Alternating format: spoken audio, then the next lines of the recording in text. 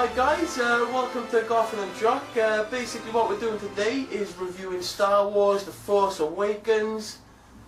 God, I've waited a long time to do this. Yeah, it's a lot, very much so. Richard, when are we doing the review? Richard, when are we doing the review? Yeah, okay, we're doing the review. You happy now? Oh, so just one slight hint there. The Force says, SPOILERS! Just a hint. Yeah, mass spoilers. If you haven't seen Star Wars, The Force Awakens, or any of the Star Wars films really, just come back and watch the film, watch the films, come back and then have a look at this, because, you know, we can't be asked with the aggro of people pissing and moaning about spoilers. Okay? Cheers. Spoilers. Do you want to tell them what they did before you actually went to watch the film? Not really. No. Oh, Richard, I found the script online! Wow, look at all these lovely spoilers! Dave, you don't want to do it? Dad, you did it. I just wanted to put that out there, guys. Just wanted to put that out there. Okay, so Star Wars The Force Awakens, the 7th film in the installment of the Star Wars saga, much anticipated. It's the sequel trilogy. People haven't had, Star Wars fans haven't had a sequel trilogy until now.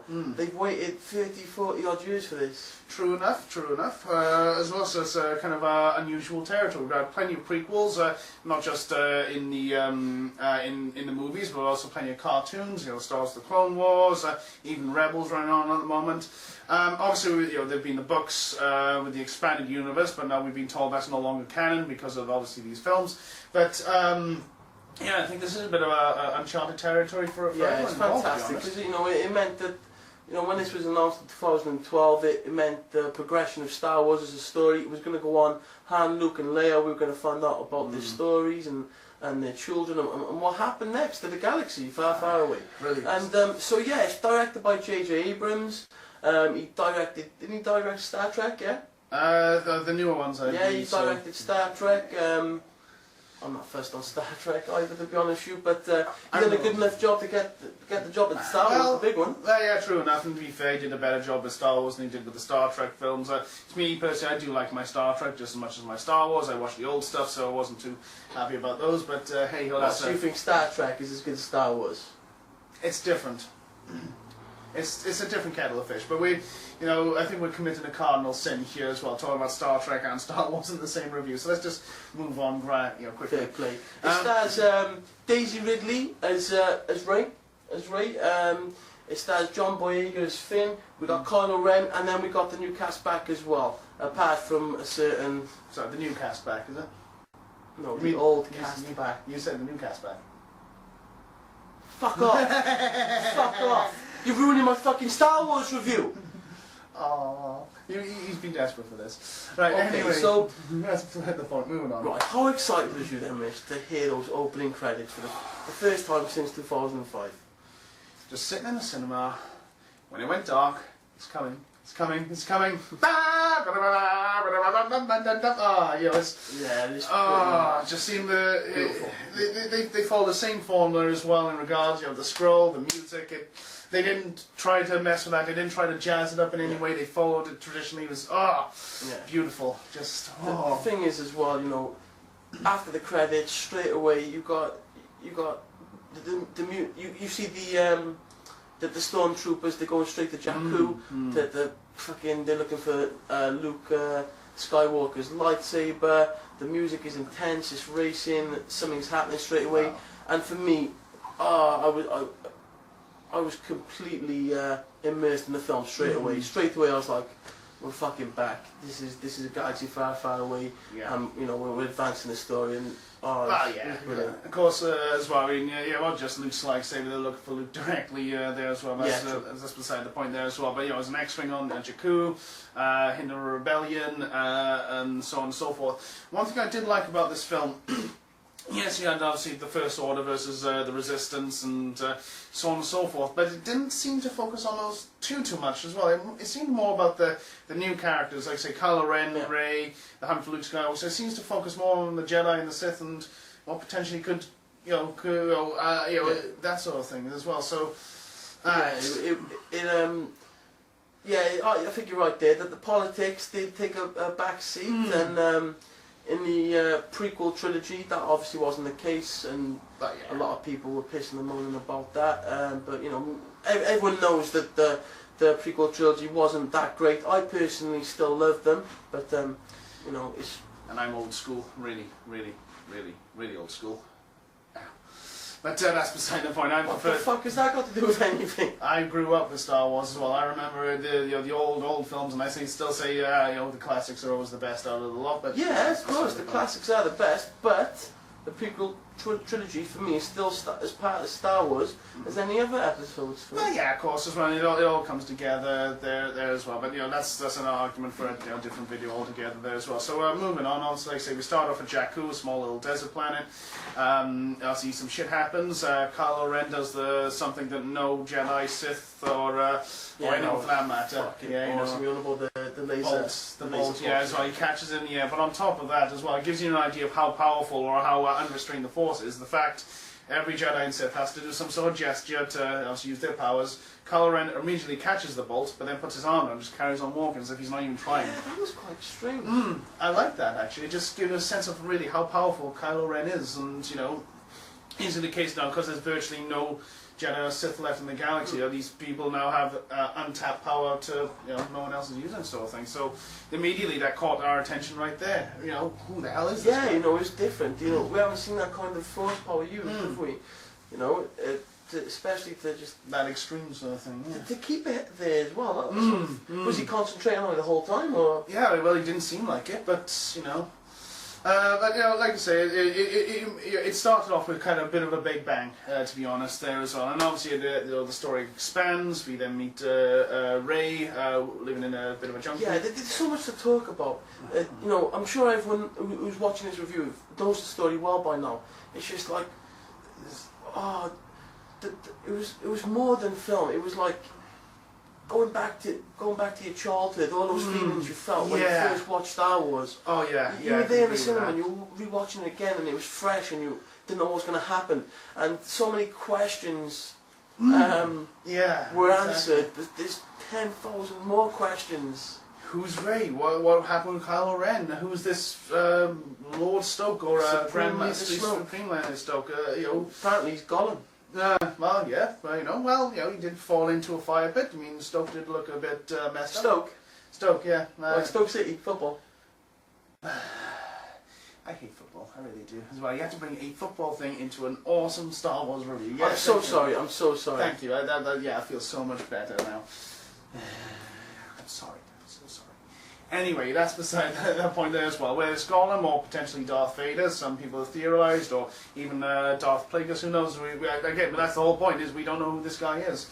But you know, that's beside the point there as well. And just like you say, brings up so many questions to get us to watch the next film. Which I'm really waiting for that one as well. Yeah, definitely. You know, obviously, it really did. It brought Star Wars back into fun, so now episode 8 will probably be it'll be nearly just as anticipated as this one was, because you don't know what's going to happen next. There's so many options. Yeah, but I thought the film in itself, anyway, as a film, it was fantastic. I thought that the music was good. John Williams, again, what a music composer. He is fantastic. He's done Indiana Jones. He's done Harry Potter. I think he's done Jaws. I think he's done E.T. You know, this man, everyone knows his music. And again, he was fantastic, and it immersed you into the world. Which actually can bring it to one point there as well. I mean, for me, one of the, it wasn't too much of a gripe really, but for me personally, I was kind of hoping for something a bit different. But Star Wars The Force Awakens does follow the similar formula to A New Hope, episode 4, the first ever Star Wars. But, like I say, so they did have a lot of familiarity. However, they also had a lot of new stuff too. Yeah. I am pleased, okay, big spoiler coming. You see Luke Skywalker literally at the end for the last few seconds who doesn't say anything, which I thought was a brilliant scene, to be fair. That was me off, that dude. Yeah, he said, what was it you said before we went to watch the film? Oh, if they get Luke Skywalker at the end, he says nothing, I'm going to not watch Star Wars anymore, I'm going to scream. I didn't say that. I didn't say I'd never watch Star Wars again. I said pretty much something along those lines. I said I'd be pissed off. He was. I was pissed off. I couldn't help it. I was sitting next to him. I just laughed at him. I love Luke. Luke's my hero, you know. I just wanted him to say something. Say something, Luke. But the it's your daughter in front of you. Well, it's your, you don't know. It's your fucking, your missus in front of you. I don't fucking know. The point is, I actually like that, because if they had Luke Skywalker from the start, just like if they had Han Solo, Leia, etc., we would all be focusing on those old characters, rather than really focusing, oh, who's Rey, who's Kylo Ren, who's Finn, who's this, who's that. You know, so it was a good idea to keep those sort of, again, it goes to the point, a lot of stuff in the background there. But one gripe I'm going to have to say, Rey, Finn, please learn to drive. You crashed the Falcon so... You don't treat the Falcon, that is one of the... Oh, come on, growing up you were 5, 6, 10, 12... You know, one of the most iconic starships you would love to fly is the Millennium Falcon. You want to be a rogue, and you crashed it, and you buckled it, and It was junk. It's a piece of junk. Don't say that about the Falcon. It is a... It was rusty. It was rusty. Come on. It was a classic. Okay, she was vintage, she was classic. You don't talk about the Falcon like that. She's a beautiful work of art. She's the fastest ship in the Rebel fleet. You don't say no. And it did the Kessel Run in 12 parsecs. Which is everyone knows about the parsec thing that everyone complains about, but, you know, especially mathematicians, but that's beside the point. She's a beautiful ship, you know, crash it like that. But, they didn't intentionally crash it, they were trying to get away in haste, they fucking, you know, it's hard. It's hard when you've got fucking TIE fighters coming at you, Rich. Yeah, well, you know, we watched that film twice, and, you know, I cringed at those scenes every time. I mean, don't get me wrong, it was, you know, he kept us watching, but, you know, that's another gripe as well, a little personal gripe. So you know, that was the opening. That was the opening thoughts. These are like the things we were feeling, and it was just such a trip back there. It was just such a nostalgic trip. Oh yeah, nostalgic 2 hours or so. But obviously, the main part of Star Wars: The Force Awakens has got to be how it ended. Oh yeah. You know, go on, Rich. They obviously find Luke at that the first ever Jedi temple. Is that? Oh, it's what was not said. To be honest, I met a couple of scenes before that. Which one was it? Oh, the attack on Starkiller Base, or? No, I'm talking about the big death. Oh, that part. No, so. Oh, flashback. I tried to bury that. Flashback. Yes. Yeah, Han Solo. Han Solo getting killed by his own son, Ben. Oh, when he called out Ben. Oh my God, I was... Oh, tragic. Absolutely tragic. You know what, I've heard so many people say, I knew he was going to say Ben. I knew he was going to say Ben. Oh, that's fair enough, well done. But it doesn't matter. It doesn't matter. For me, when he said that word, Ben, and he shouted it across that chasm, yeah. That chasm, I was like, oh my God, they called him fucking Ben, and he's turned into a fucking Sith, you little bastard! Why are you such a fucking knob? Oh, Father, can you come and fucking help me? I've got something to do, Father. Bam! Lightsaber in his fucking chest. Oh my God, what a little prick. I don't know, you two, please comment on one particular thing. Do you think he likes Kylo Ren much or not, or do you have a bit of animosity there? I like the scenes he was in. He was a fantastic villain, let's be fair. And that is the making of a true villain, killing your father in your screen debut. But, that wasn't the way that thing was fucking... and Chewie's kicking off Chewie with his bowcaster. I wanted to cry for Chewie, I really did. You could see the rage and sadness in that Wookiee's eyes, and it's just, that was a beautiful scene. It was so many emotions as well. Shock, horror, sadness, stun, you know, hatred even for Kylo Ren. Oh, it's just... I'll tell you one thing I did like about that scene was Finn and Rey's reaction. No, they gone on a bit of a journey with Han, and you know, the new actors coming in, and they nailed it. They really did fucking look absolutely devastated that he just got killed. And you know what the worst part was as well? He didn't just die. So we didn't have like a Qui-Gon Jinn where, you know, you could fuck up the bad guy, fuck up Darth Maul, and then fucking jump up the fucking chute and have a little fucking last fucking cuddle with Qui-Gon before he dies. He just that gesture, he touches Kylo Ren and falls into the pit and he's gone. he's gone. Now that was a beautiful scene. Though for me personally, that was a shocker as well. The other scene I think was iconic, aside from the Luke Skywalker scene, was the scene where because we see a lot of the trailers. We see before the film came out that Finn would pick up the lightsaber and challenge Ren to a duel, which a lot of people thinking, "Oh, is Finn the next Jedi?" and what. And we were all so frickin' wrong. It turned out that obviously Rey was also the only other Jedi there. And she kicked ass. I mean, she fucked up Kylo Ren so badly. And come on, girl, I was rooting for you the whole fucking way. This is, fuck Rocky Balboa, and Dolph Lundgren. It's been beautiful. Fucking hell, yeah. That was an awesome fight scene. Ray really stole the show for me. Daisy Ridley was outstanding. She's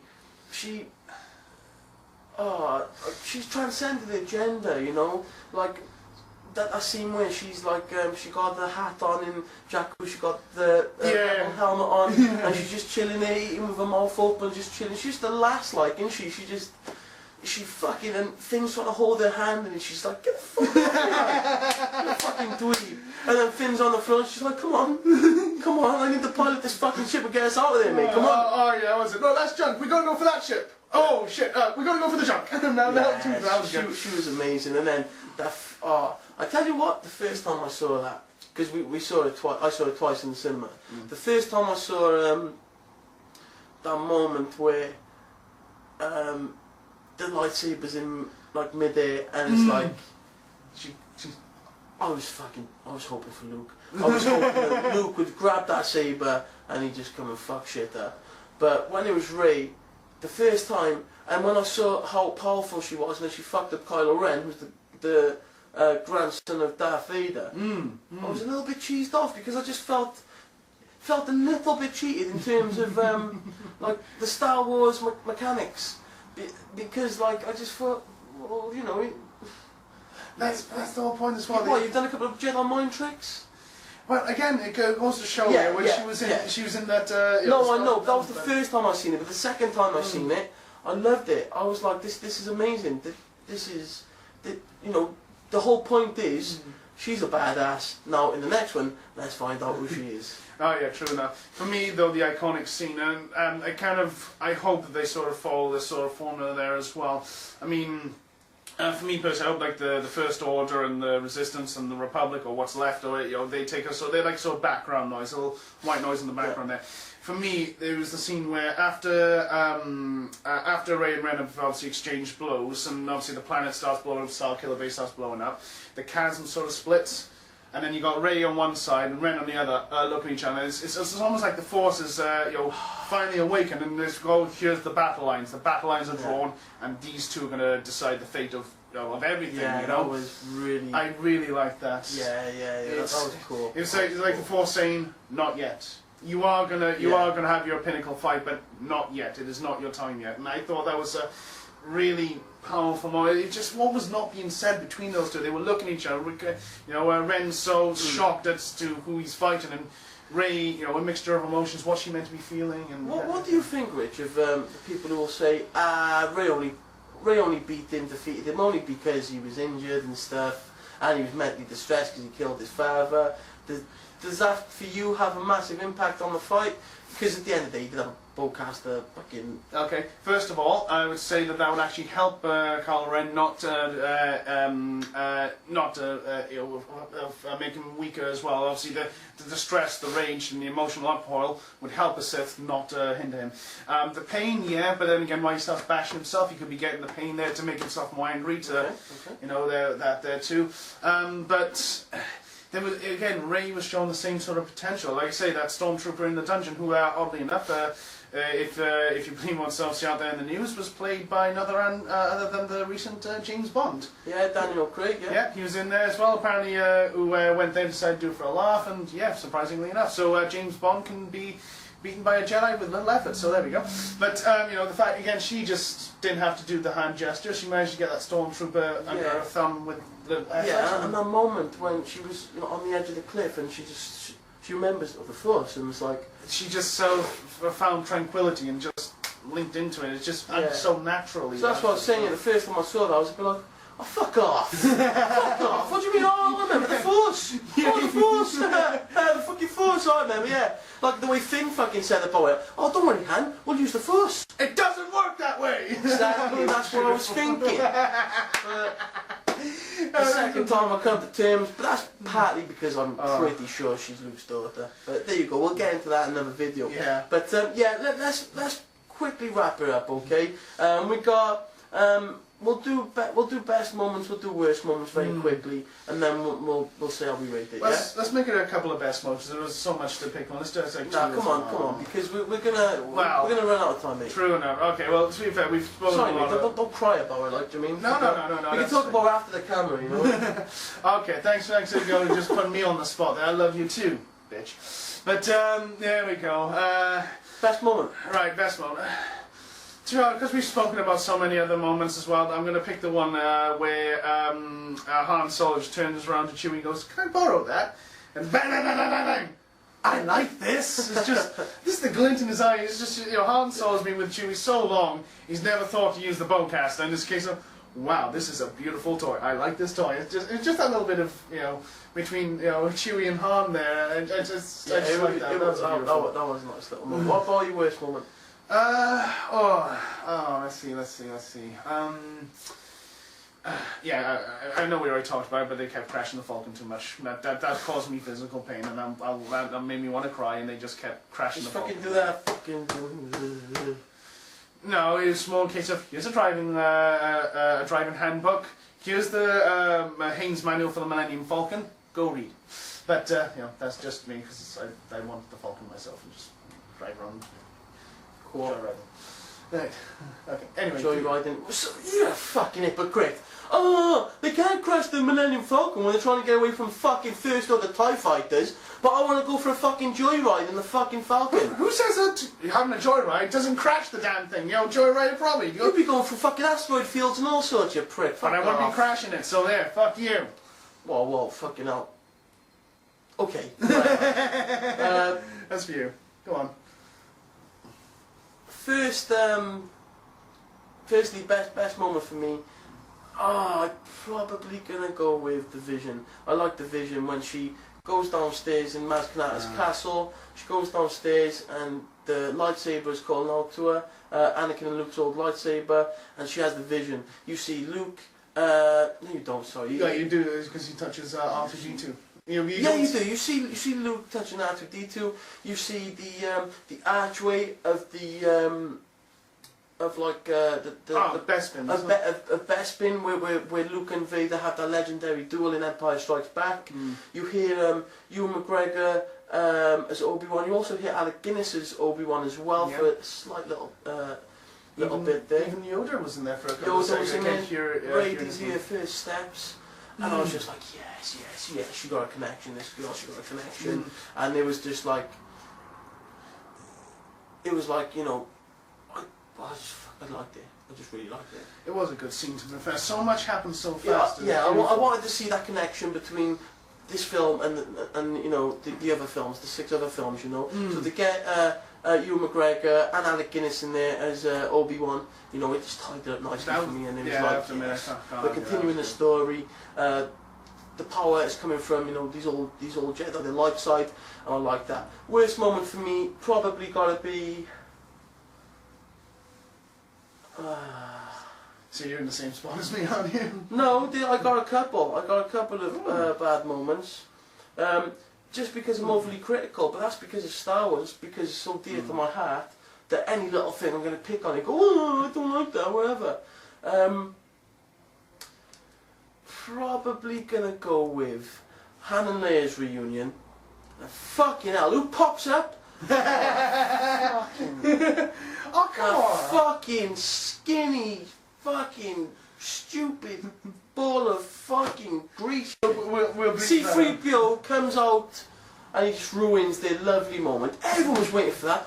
Oh, Harrison Ford and Carrie Fisher, Hannah Leigh get back together after 30-40 years off screen. Oh, ha ha ha, C-3PO. Yeah, to be fair, it did spoil a moment we were all waiting for, but it was spoiled in the right way, I think. How else could you introduce... Don't debate this, my moment, leave me alone. Leave me stew in my own despair. Don't debate me on it. Peace is a lie. There is only passion. See? There we are. So yeah. So how do we rate this film? Well, you haven't. Oh yeah, you did do your best moment anyway. And you did your worst moment. Okay. For me, I'll rate it. I'll rate it a sort of 8 out of 10 personally. Just because I was expecting something else. Oh, you give Deadpool 10 out of 10. Oh yeah, because with Deadpool, there was not a boring moment, no, and I absolutely loved that film from start to finish. But that's a different point. The reason I say 8 out of 10 is I was expecting something else. I was a little bit disappointed in the fact that they, some people could argue it as a New Hope clone almost. There's enough of it to not be New Hope, but there was enough of it to say there's a bit too much like New Hope. And yeah. To be honest, mate, I agree. I'm just busting your balls. Yeah, I give it an 8 out of 10, as I do. Yeah, it's Star Wars. Star Wars is amazing. It progresses the story. There's going to be some kick-ass moments in the rest of the trilogy. That's just a fact because it's Star Wars. Too many little on-the-nose moments where it's trying to take you back into the old trilogy. Like, no, that moment where it's like, I tell you what, it's just another Death Star. We're going to Death Star to the base. It's just another Death Star. Oh no, this is the Death Star. And this is Star Killer Base. Yeah. All right, thanks for that. You know what I mean? Thanks for insulting my intelligence. You couldn't think of anything else. You just made it fucking 10 times bigger. Thanks. You just. Okay. So, to me, I like that scene because they were trying to say, look, it's not a New Hope, but it was. I gotta be honest. There was fair. That was a little bit too cheeky, though, was I think. Yeah. Well, Jakku, Tatooine, Luke the farm boy, Rey the salvager. Not really, just because I'm going from there. So. But yeah, you give it 8 out of 10. I'd give Star Wars Force Awakens an 8 out of 10 as well. Simply because it's not the best. It's not the best film out of the 7, but it's still beautiful. It's still Star Wars. 8 out of 10. Great film. Loved it. And that's it. Thanks, guys. Like, subscribe, comment. Yeah. Give us abuse if you like. Thank you very much. Say this, but there we are. Yeah, sorry, whatever. Sorry. Just have a discussion. Let's talk about it. Happy days. That's right. See you next time, guys. Cheers, guys. Thanks.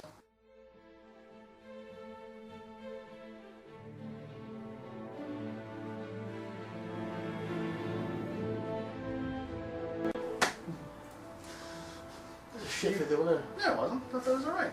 Fucking 27 fucking minutes. So... a lot of anything else, wouldn't it? No, not really. Oh well.